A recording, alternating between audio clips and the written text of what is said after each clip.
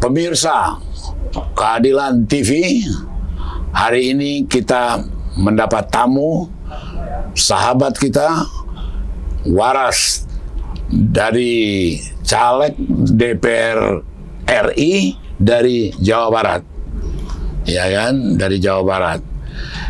Dan dia sudah mempunyai reputasi yang sudah malang melintang di partai. 2 periode dia anggota DPRD Jawa Barat, ya, dan kemudian dia ikut di struktur partai, ya, baik di DPP, beberapa yang berinduk kepada DPP, dan juga di kegiatan yang lain. Nah, kesempatan ini kita akan mencoba menggali beberapa informasi, keterangan-keterangan yang berkaitan dengan upaya pemenangan PDI Perjuangan di Jawa Barat. Selamat siang, Selamat siang, Bang Senior. Iya, selamat siang. Iya. Ini kayak udah lama nggak ketemu. Iya. Kagum. Iya. Udah lama. Sudah lama. Ketemu terakhir waktu beliau dapil Bekasi dulu. Lama kali. Iya. Lama kali. Tahun 99 itu ya, Mas? Ya, 9 dan setelahnya. 2004. 2004 terakhir beliau sebelum diganti Bang Syukur Nababan dulu. Iya. Terakhir ketemu. Kalau reses beliau suka ketemu. Habis itu saya ke Sumatera Utara. Iya. DPR Tapi RI. sebelum tapping, Bang Waras cerita, saya pengen melanjutkan ini cita-cita Bang Panda untuk Bekasi. Iya. Boleh. Gitu. Iya, jadi gimana nih, Bang? Keseharian hari-hari ini nih menjelang pemilu. Kalau kita tahu kan Bang Waras ini kan, Bang, kalau bicara Jawa Barat itu sangat detail. Bagaimana nggak detail? Pertama pengurus partai, DPRD, ketua fraksi. Ya, betul. Pak Jokowi 2 kali bendahara pemenangan di Jawa Barat. Betul. Jadi bisa cerita nggak tentang Jawa Barat? Ya. Karena yang saya tahu rumit gitu Jawa Barat, Bang. Ya betul, yang pertama gini ya, terima kasih nih Senior Pak Panda, waduh satu kehormatan nih buat saya. Pertama memang Jawa Barat ini secara geopolitik memang menurut saya agak rumit. Saya ini orang yang lahir di Jawa, di Madiun tepatnya, dan saya sejak jadi pengurus dari 2007 sampai hari ini saya praktis sehari-hari di Jawa Barat. Nah, kemudian ketika kita bicara Pilpres 2014, saat itu juga nggak mudah, yang kemudian akhirnya kita tetap kalah di Jawa Barat. Saya masih ingat, kita kalah di angka 40,22% se-Jawa Barat ketika head-to-head di Pilpres 2014. Kemudian di 2019 kita juga tetap kalah. Kita finish di angka 40,07. Artinya kekalahan kita tetap di angka 40 gitu. Nah, saya melihat bahwa ada satu hal yang tidak terjadi di 2014 dan 2019 ketika pertama kali Mas Jokowi menginjakkan kaki di Jawa Barat saat itu. Saya bandingkan dengan Mas Ganjar ketika pertama kali menginjakkan kaki di Jawa Barat, itu suasana psikologisnya beda. Getarannya beda. Saya melihat rasa menerimanya orang Jawa Barat terhadap Mas Ganjar ini lebih kuat.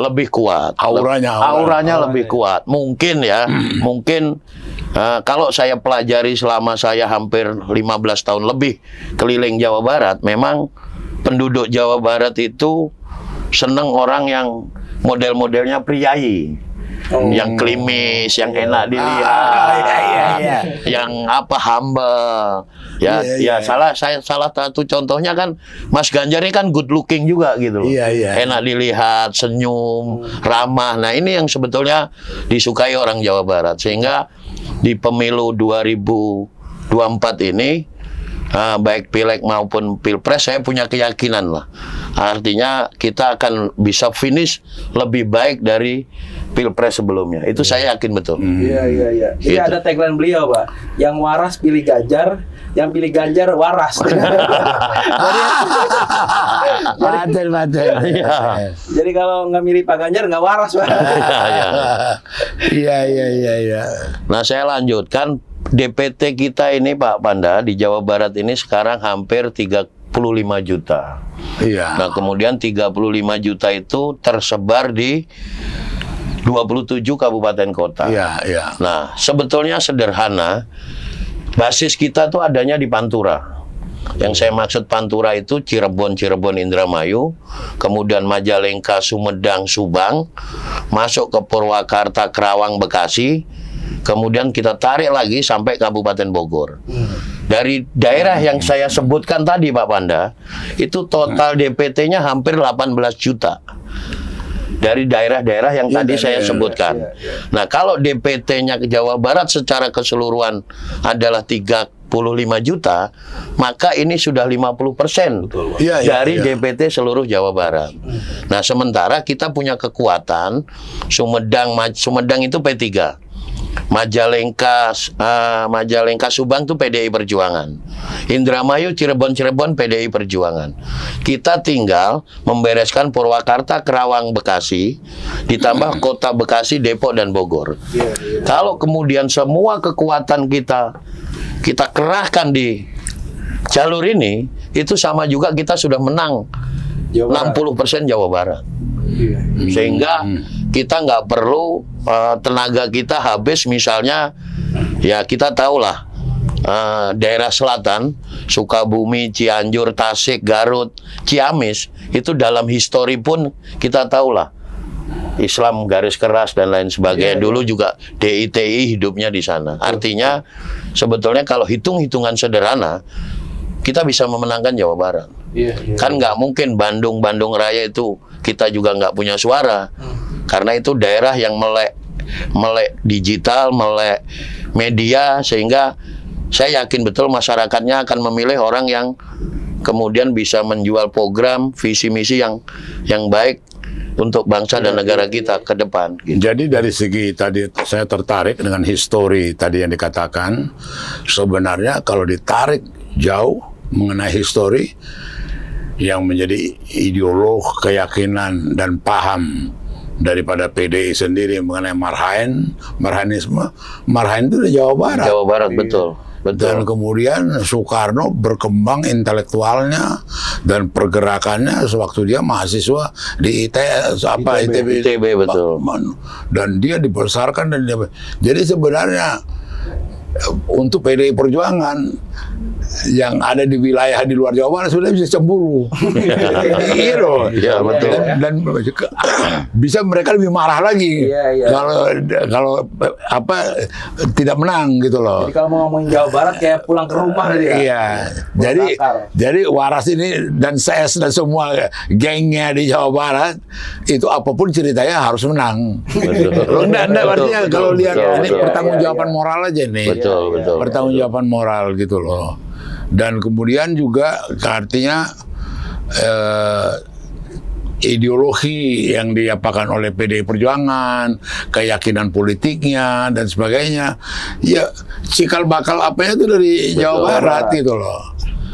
Jadi dalam hal ini yang menjadi pertanyaan, apakah optimisme yang dilihat Waras ini sekarang terhadap ke depan ini bagaimana Jawa Barat ini? Baik, ada perkembangan nggak 10 tahun dari pemerintahan Jokowi ini? Ada dirasakan nggak? Ya, saya pikir gini Pak Bang Banda, saya panggil Bang aja biar awet muda. Ya, saya pikir saya sepakat tadi bahwa kalau bicara histori Bung Karno, ideologi Marhen dan lain sebagainya, sebetulnya itu semua dilakukan Bung Karno di Bandung. Dari Indonesia Menggugat, Marhen dan lain sebagainya. Nah, di sisi lain, walaupun 2 kali pemilu Pilpres Jawa Barat kalah, tapi Pak Jokowi nggak pernah menganaktirikan Jawa Barat. Buktinya yang pertama, Waduk Jati Gede, Bendungan Jati Gede di Sumedang. Itu sudah dirancang Bung Karno 54 tahun yang lalu. Selesai di zaman Pak Jokowi.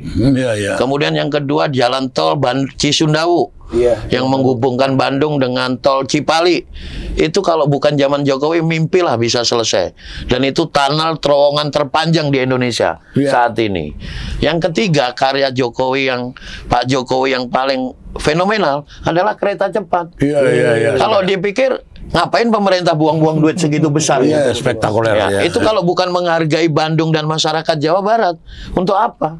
Betul. Ini kan berarti Pak Jokowi pun walaupun kemarin 2 kali pilpres kalah, tetap care kok, tetap peduli kok Jawa Barat. Nah kalau sekarang kemudian PDI Perjuangan mencalonkan Mas Ganjar sebagai penerus Pak Jokowi, menurut saya ya harusnya orang Jawa Barat milih Mas Ganjar dong. Dengan hasil-hasil tadi. Itu Pak Panda. Betul. Sudah banyak torehan yang dilakukan oleh Pak Jokowi yang dalam kurung PDI Perjuangan. Dan itu baru saya sebutkan beberapa, belum tol Bogor Sukabumi. Kita dulu kalau ke Sukabumi 6 jam Pak Panda. Wah, crowded, trafficnya nggak karu-karuan. Sekarang 2 jam sampai Sukabumi. Orang mau main ke Pelabuhan Ratu paling butuh waktu 3 jam. Dulu 8 jam. Ingat. Ini kan semua hasil Pak Jokowi. Belum sekarang sedang proses pembangunan tol Cilenyi Pangandaran yang nanti terkoneksi dengan Cilacap.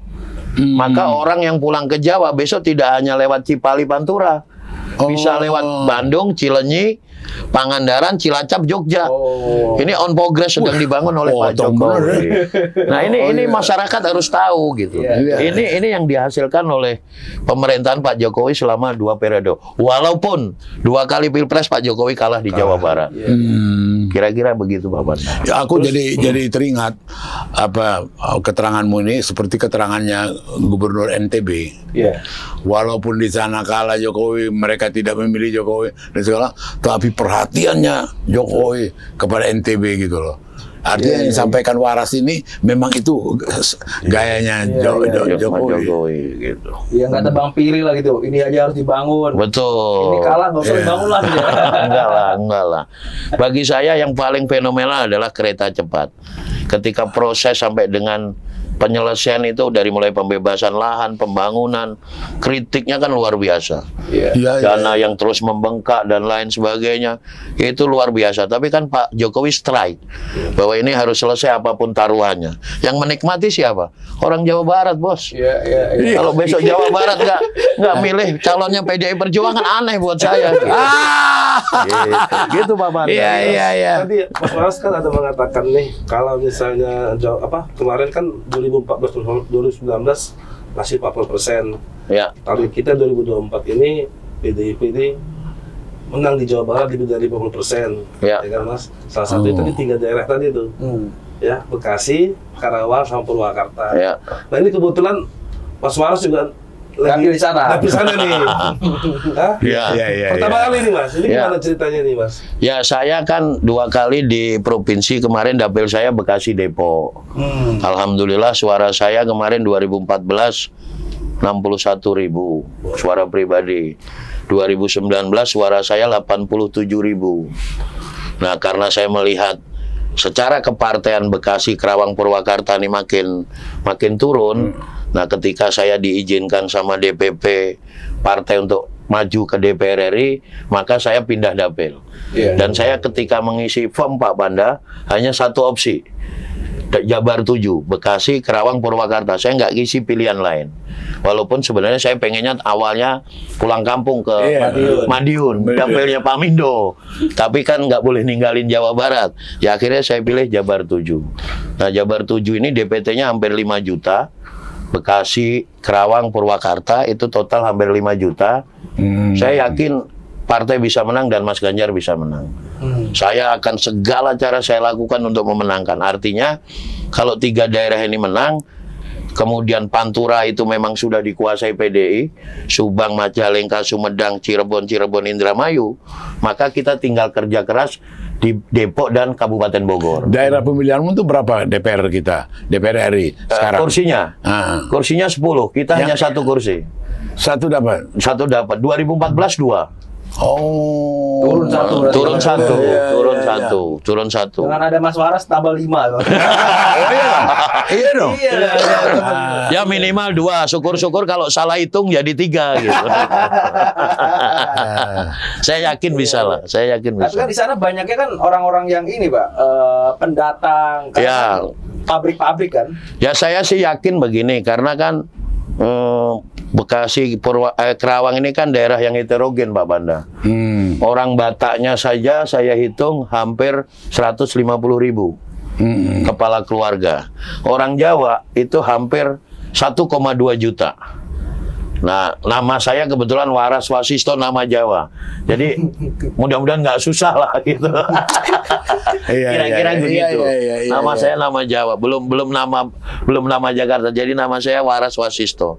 Nah, kalau dari kultur dan demografi, saya sih yakin ya saya bisa terpilih dan memenangkan partai di dapil saya. Kira-kira gitu. Ini sangat optimis ya. Optimis.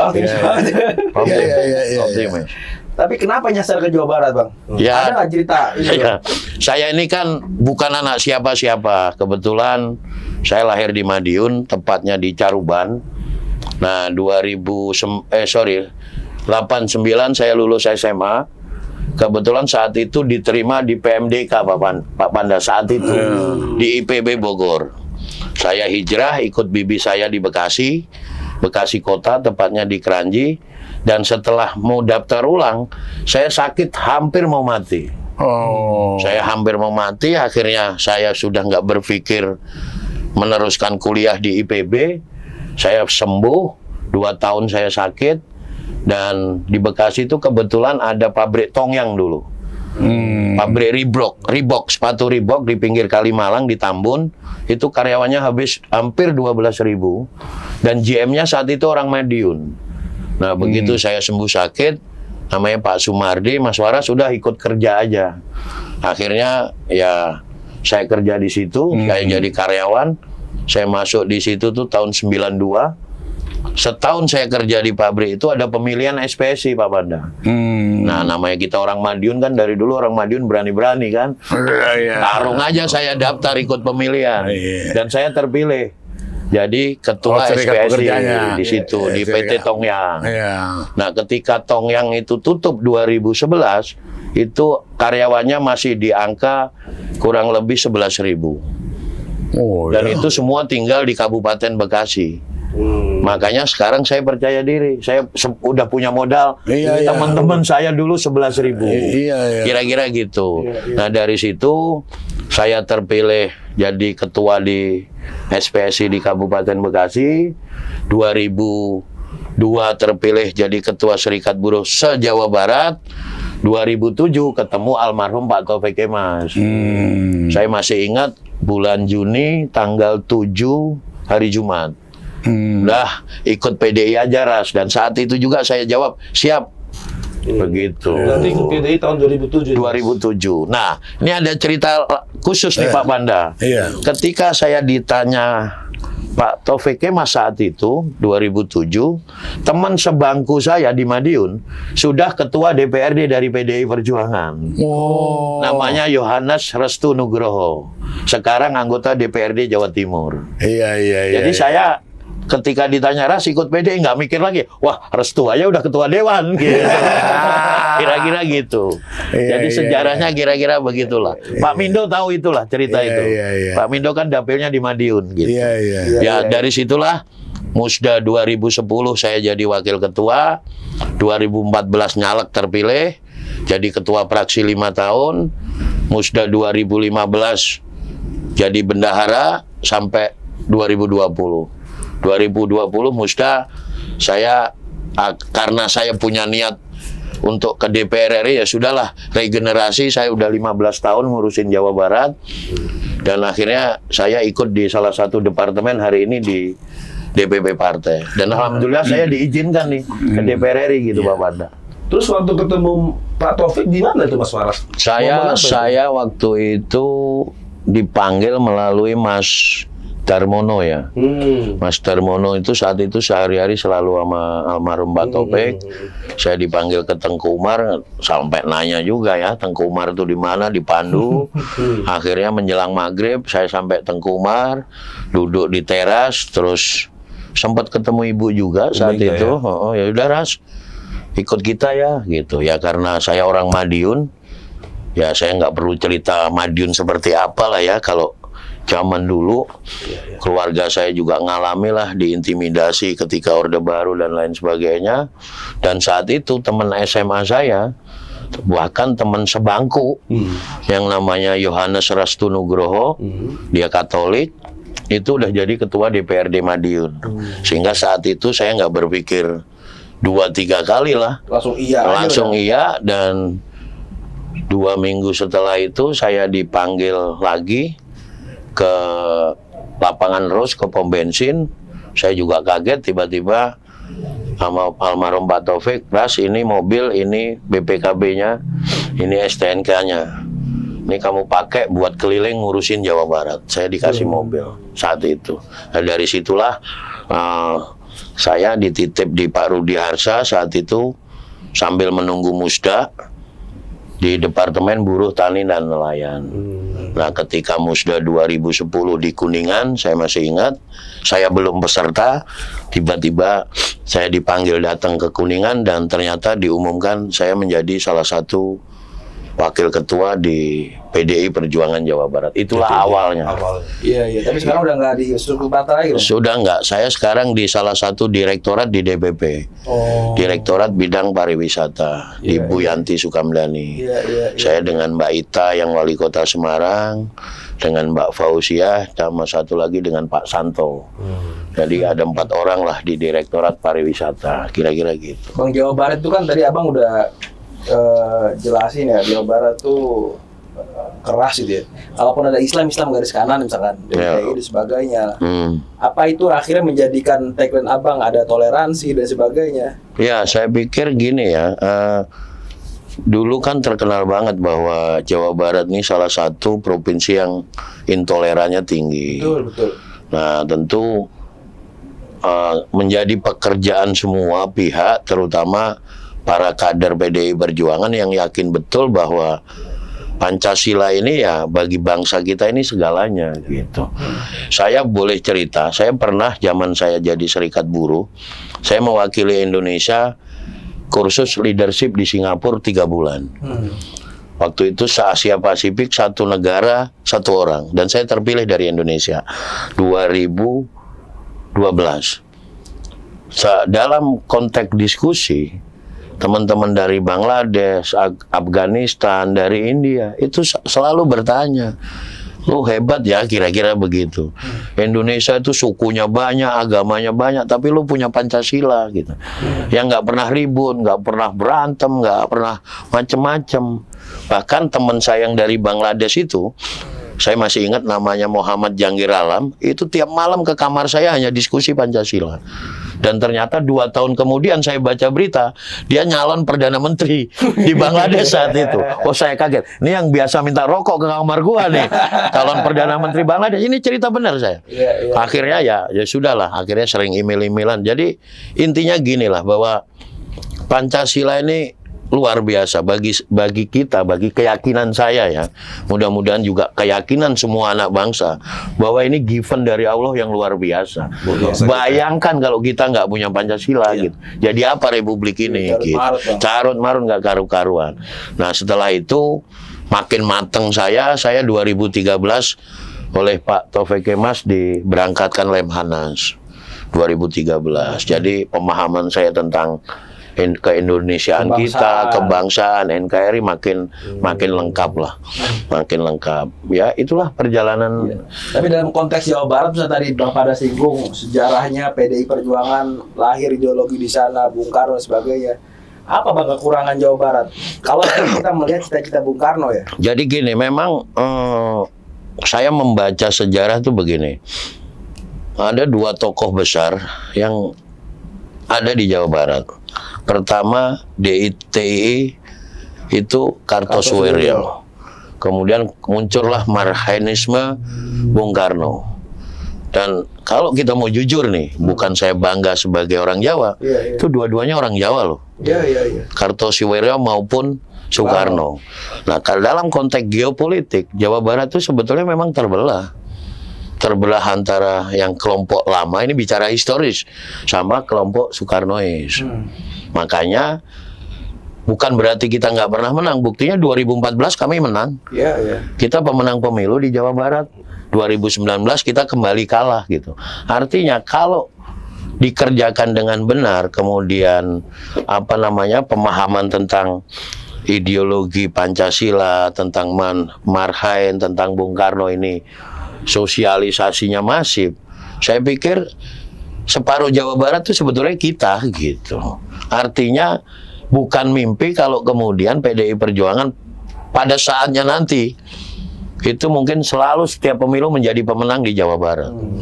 Harusnya bisa gitu. Kalau bicara histori tadi gitu. Nggak tahu nih apakah Bang Waras akan jawab atau enggak.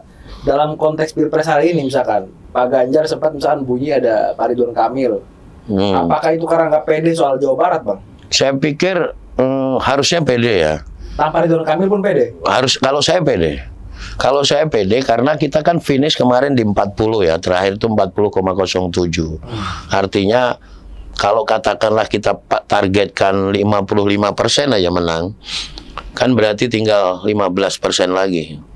Dan kalau kita kerja keras, terutama di jalur yang tadi dari saya sebutkan, di Pantura, itu hitungan saya menang. Menang, karena figur Pak Ganjar ini menurut saya figur yang good looking yang itu kesenangannya orang Jawa Barat. Orang Jawa Barat ini kan senangnya yang muka-muka priai, enak dilihat, yang jelek-jelek kayak saya gitu kan agak susah, Bos. Tapi kepilih 2 kali. Kira-kira gitu, agak susah. Mas Ganjar tuh kan enak dilihat, kayak RK kan gimana ya, walaupun gimana-gimana kan enak dilihat. Nah, orang Jawa Barat suka yang begitu. Terus sedikit dulu, Mas. Kita balik ke Rakernas kemarin soal temanya kedaulatan pangan. Di Jawa Barat sendiri gimana itu, Mas, soal kedaulatan pangan? Ya, saya pikir ini kan partai dan Ibu Ketua Umum mencoba kembali menarik benang merah dari apa yang sudah dilakukan Bung Karno saat itu. Bahwa suatu negara itu masalah pangan ini menjadi masalah yang utama. Nah, ketika bicara itu, ketika kemudian negara punya yang nggak dipunyai negara lain, yang saya bilang sunatullah, takdir, tanah yang luas, yang subur, kalau kata lagu ditanamin apa juga hidup gitu. Terus kalau kemudian kita impor pangan kan jadi lucu gitu. Ya, kalau bicara Jawa Barat sebetulnya separuh tanah, lebih dari separuh tanah di Jawa Barat itu ya penghasil. Cianjur, Sukabumi, Subang, Kerawang itu lumbung padi nasional gitu. Jadi sebetulnya kalau bicara ketahanan pangan, ya ke depan itu yang dititipkan Ibu dalam tema utama Rakernas, dan itu menjadi pesan Pak Jokowi kepada Pak Ganjar secara eksplisit, ya harusnya bisa dilaksanakan dengan sumber daya yang ada di kita gitu. Gitu. Lalu sampai Cirebon pengen jadi industri itu, Bang. Nah, ini kan kembali ke kebijakan.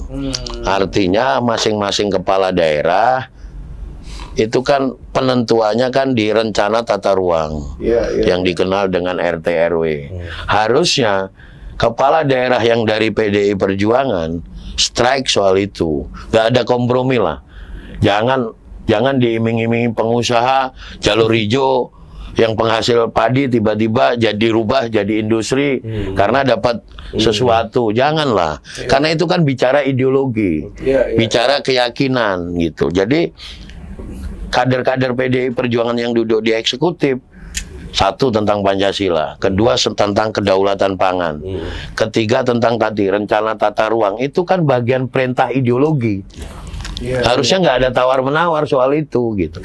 Nah kalau ada misalnya tadi pertanyaan Cirebon kok bisa nih sebagian, berarti kita pertanyakan PDI Perjuangannya. Kira-kira begitu. Punya keyakinan ideologi yang sama nggak dengan kita? Atau nggak datang gerak-keras mana? Atau nggak jelas gitu. Terus double 7 gimana nih Bang? Ya. Double 7 gimana? Apa cita-cita abang tuh buat apa nih yang perlu ditambahin lah? Ya. Kalau Jabar 7 sih kebetulan semua petinggi partai di situ. Di PKS ada Saiku, di PKB ada Saiful Huda, di Nasdem ada siapa? Saan Mustafa. Di Gerindra ada Deddy Mulyadi yang baru pindah dari Golkar. Tapi bagi saya semakin keras pertempuran semakin menyenangkan kalau kita menang. Jadi saya tetap percaya diri bisa ngalahin mereka semua. Karena abang sama juga Bang, sama juga sama. Apa slogannya? Pilih Ganjar. Yang waras pilih Ganjar. Iya. Gitu. Saya yakin lah. Gitu. Gak gentar itu Bang? Enggak. Tinggi yang sering muncul di TV tuh. Ya. Belum muncul di TV keadilan. Ya. Ya saya menempatkan diri setara lah sama mereka. Jadi ini sama ketika 2014 saya masuk Depok. Saya nggak tahu apa-apa tentang Depok. Saya hidup di Bekasi, kalau nggak kota kabupaten. Waduh, mikir saya. Nah, saya pelajari histori Depok. Ternyata orang-orang di Depok wilayah barat, Cinere, Cipayung, Bojongsari, Sawangan, itu nggak suka dengan PDI Perjuangan. Maka saya muter otak Bang. Saat itu saya deketi Ansor, saya deketi ulama, saya deketin kiai, bahkan lebih ekstrim lagi, ketua FPI Depok aja saya temuin. Bro, lu bantu gue ya. Gitu. Karena apa? Karena saya pengen menang, pengen partainya menang. Dan alhamdulillah Bang, 2014 Depok dalam sejarah bisa 12 kursi. Saya terpilih menjadi DPRD provinsi. Bang Syukur Nababan saat itu terpilih di DPR RI dan DPR RI-nya 2 kursi dengan Risa Mariska saat itu. Jadi memang kalau kita memahami situasi, intinya gini lah, caleg itu harus tahu medan perangnya gitu. Lu kalau nggak tahu medan perangnya jangan mimpi menang deh. Gitu. Nah, harus pelajari itu, dan ini yang sedang saya lakukan di Bekasi dan Kerawang. Makanya saya mau ngadepin jago-jago dari partai lain, nggak takut saya. Mau Deddy Mulyadi, mau Saan, mau Saiku. Seperti kata Bu Mega, ketuk pintunya. Ketuk pintunya, betul. Yang penting turun ke bawah, tahu situasi masing-masing daerah, dan saya yakin bisa. Saya yakin bisa. Merdeka. Jangan lupa sampaikan salam saya kepada mereka.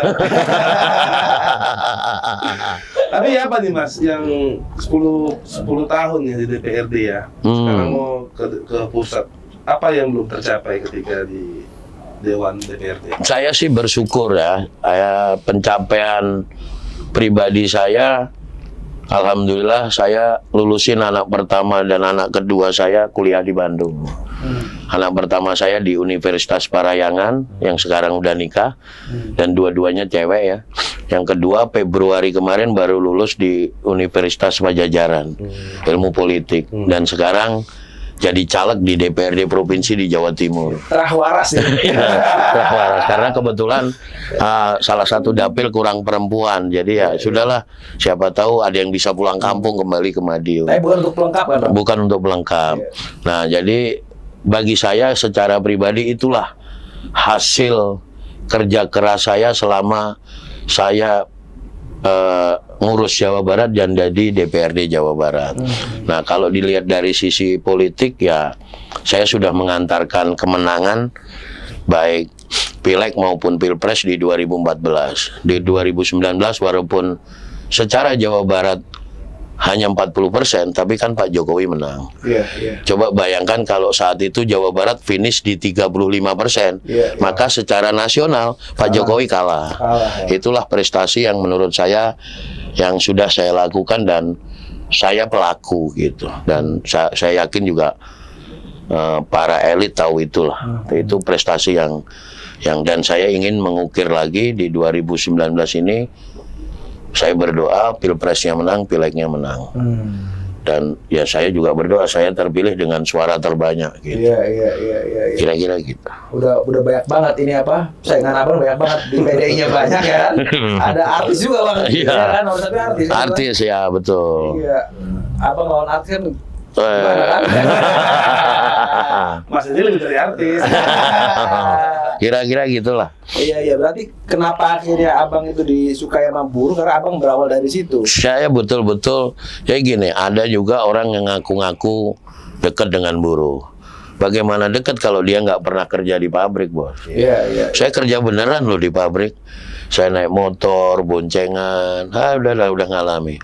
Hal-hal yang paling pahit pun selama hidup saya udah saya alami. Saya pernah kerja di pabrik, pernah jadi sopir temer.